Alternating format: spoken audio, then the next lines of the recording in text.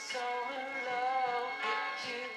Welcome back to Real Estate Mindset. Today's video is going to be absolutely bonkers. Now, the data is in, and today we're going to go over Redfin's updated housing market update. And we're going to see that the suckers rally or dead cat bounce is all but finished. And today we're going to look at the updated data, and it will show continued price decline, continued supply, demand getting absolutely destroyed, and price cuts that are absolutely surging. Literally everything that we want to see if we're looking for deflation or prices to go down in the housing market. Remember, I am not a financial advisor, even though my bio is as a realtor, loan officer, and instructor in real estate in the great state of Texas. And having said all that, if you guys can, please seriously like this video, subscribe if you haven't already, and shoot me some comments below. And please also share the video if you don't mind, but regardless, let's get started. Now, the name of this article is Housing Market Update. More home sellers drop their asking price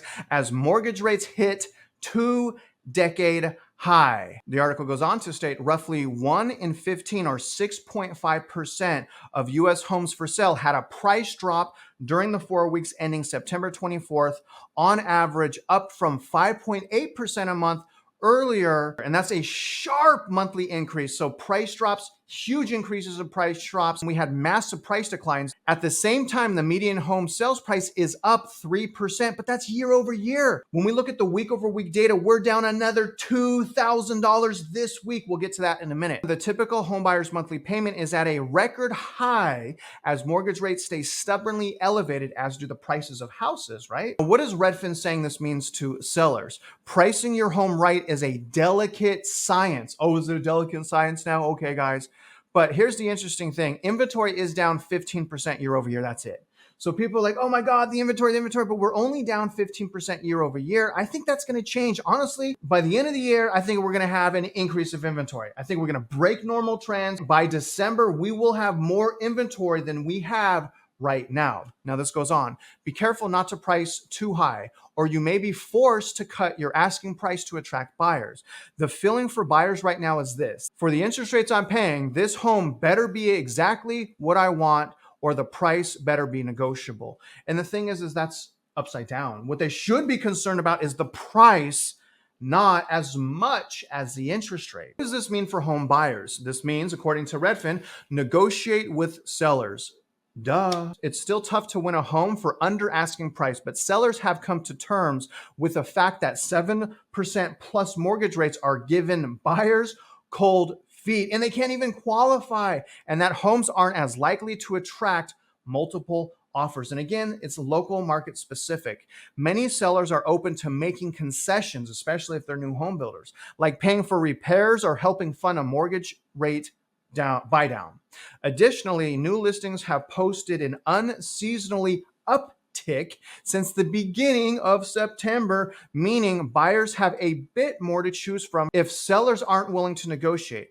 Buyers are using things like inspection negotiations and high insurance premiums to back out of deals. They're holding a lot of cards. Today's sellers need to concede on some details to close the deal. Finally, we see their attitude starting to shift a little bit more and a little bit more into the buyer's corner, which again, I really feel like the buyers, right, especially right now, they need as much enlightenment, awareness, and strategy as much as possible, because they're the biggest at risk. The first-time home buyer is the biggest at risk, and most of them don't even know where to find data outside of Zillow. So there's a lot stacked against them. All right, looking at this week's leading indicators, we see the daily average sitting at a career high for me. So in my entire over 20, I think we're about 22 years in real estate, I've never seen the daily average at 7.65%. So that is the highest. I'll be keep an eye on that. Now the weekly average is sitting at 7.19%. Mortgage applications are down an astonishing 27% year over year. I feel the recession already because I'm a real estate professional. We feel this already. I mean, there's people getting let go. There's people quitting. I mean, if you're a realtor or really any professional in real estate, you already see what's coming if you want to look. Now, Redfin home buying demand is also down, thank goodness, 7% year over year. So we have a lower demand, higher prices right now than we did last year. Think about what I'm saying. The market is shifting again right before our eyes. Now, Google Home for searches is also down 12% year over year, but take a look at this. This is also very, very beautiful. You guys, we have additional median sales price decline. Right now, the median sales price 4-week rolling average is $372,500. That is another week over week decline of roughly $2,000. Let me show you. Last week, you can see that right here. 1 week ago, we were at $374,975, and the week before that, we were at $376,250. When we look at the winners and losers, we got some usual suspects. Really crazy that San Diego is jumping in and out of the top metro areas with price increases. But take a look at the price increases. Number one is Miami with a year over year price increase of 14.4%. San Diego's at 11.9%. Anaheim's 11%. Newark is at 11%. I absolutely drive people crazy pronouncing that. New Brunswick is 9.8%. And the losers are on the right side. Welcome, Texas, to the loser column, starting at Austin at a year-over-year decline of 4.5%. It's a lot more if we compare peak. In fact, all of this changes when we compare peak numbers. So again, just year over year only is down 4.5%. Massively down from peak. Fort Worth is number two. And remember me calling Dallas? You guys remember that video I did on Dallas being the number one, possibly, especially with STR bounds. But anyways, it's not number one. Dallas-Fort Worth area, Dallas and Fort Worth area. But anyways, that's down 2.2%. Phoenix is down 1.7 year over year. San Antonio is down 1.6. And Portland, Oregon is down 1.2% year over year. But again, when we compare peak, it is a lot more than that. Now, what I want to do is let's visualize some of this data. And before I do that, let's take a look at the 5-year median average of home prices. There's been some videos that the references the median sales price for Redfin. And I thought that instead of just looking at the chart, that we would actually dig in deeper. And here's the data he's referencing right now. This is the median sales price. And when we look at this, yeah, it kind of looks like a little bit, maybe a little bit like seasonality. But when we compare the peaks to the troughs, it's very easy to see that what's going on right now is not just seasonality. And to say that is naive because there's way more than just normal seasonality.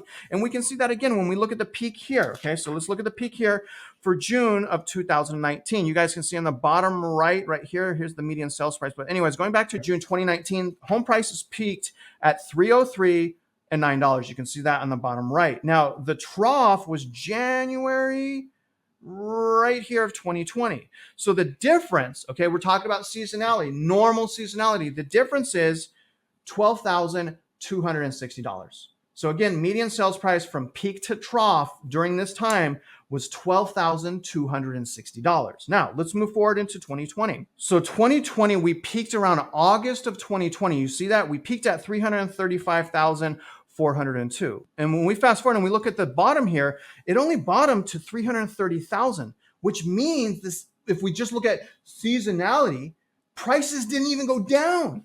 They went up. So how crazy is the seasonality argument? Let's look again. When we look at the peak of 2021, this is June, we see that the median sales price average was $388,455. But when we look at the low right here in January of 2022, home prices on average went down to $378,499.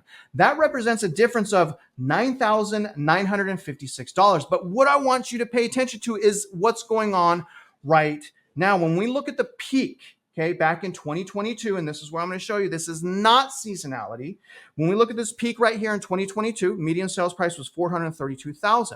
Now the trough was right here around January of 2023. Median sales price average went down to $382,530. You guys, that represents a decline, okay, of $50,000. Even if we imagine for a second here that normal seasonality swings on average, talking about national averages here, if normal seasonality, as we saw here, swings values $10,000, let's just say $10,000 on average, that's a seasonality. The last decline was over $50,000, or rather 5 times the amount of normal seasonal change. So how can things just be seasonality? Hopefully they'll get back to me on that. But regardless, let's go back to the charts and start visualizing some of this data. Taking a look at median sales price again, we are headed on the way down. We have another 2K drop in rolling average median sales price. We've been dropping since about right here. Obviously, this is where I think we're going to head. Okay. We're not there yet. That's where I think we're going to head. Year over year decline are really, really close to it. If that happens, that means if you purchased after where this X is, which is mid 2021, okay, more than likely you don't have equity in your house, especially when we add the 8% it normally takes to close. So we're on our way once again to year over year price decline. Hopefully we hit that this year and I can win that dollar, which is not a real bet. It's a gentleman's bet, but median sales price is going down once again. And to put it in perspective, right now, when we compare where we're at with median sales price decline, we've lost $10,000. And we're not even in January yet. So we've already lost the normal seasonality of $10,000 and it's not even in October yet.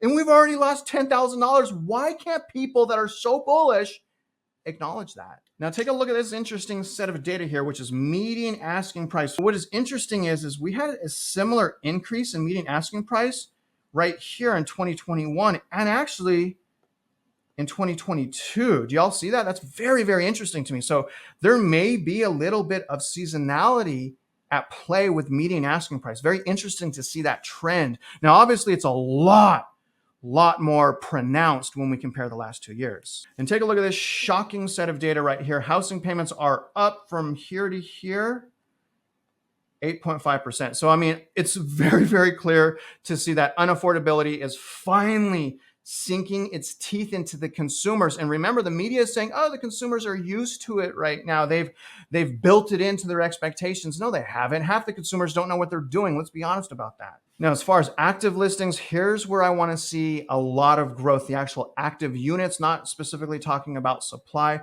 Now, it's been pretty much a flat line since about May, pretty much the entire year.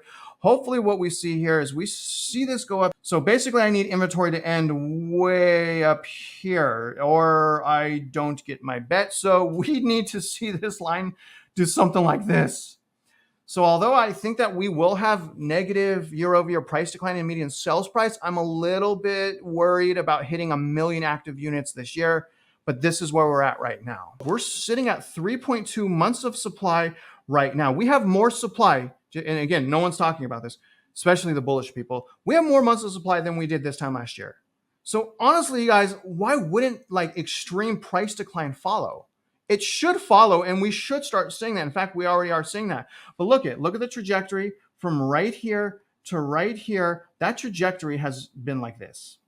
That is a massive trajectory upward. And again, we have more inventory than we did for the last 4 years this time of year. Do you see that? So we have a new 4-year high for September and October as far as supply available on the market. That is very, very good news. Now we want this to hit 6 months.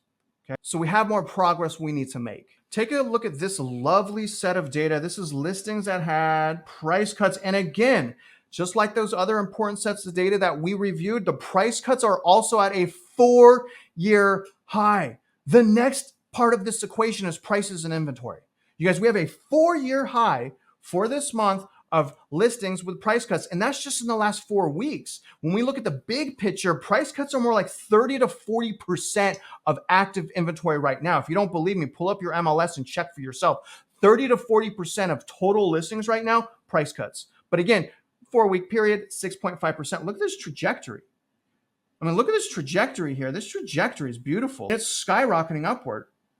And honestly, we may hit a new record. If we get over this red line right here, we're going to hit a new record. And honestly, with the interest rates continuing to go up, more than likely price cuts are probably going to get into the 7%. I think we're going to see a 7% price drop this year. Another beautiful, beautiful set of data. Redfin home buying demand absolutely plummeting. We have a 4-year low of demand for this month. You can see it right here. We're sitting under all of those other lines, representing again a new 4-year low for home buying demand. So when all is said and done, once again, the trends are on our sides. And a few things that we want to look out for is money printing. Money printing right now are bailing out some part of the economy would absolutely hurt us.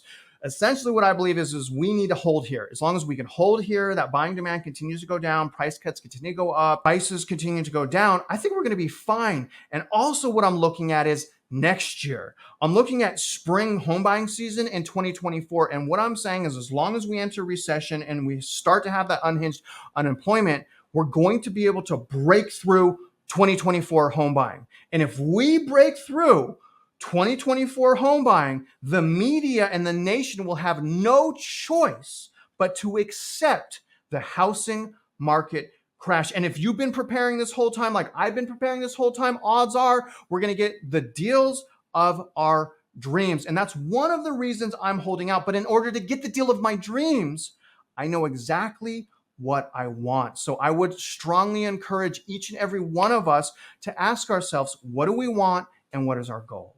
Now, other than that, guys, if you're out there investing in real estate, I wish you luck and I hope you win.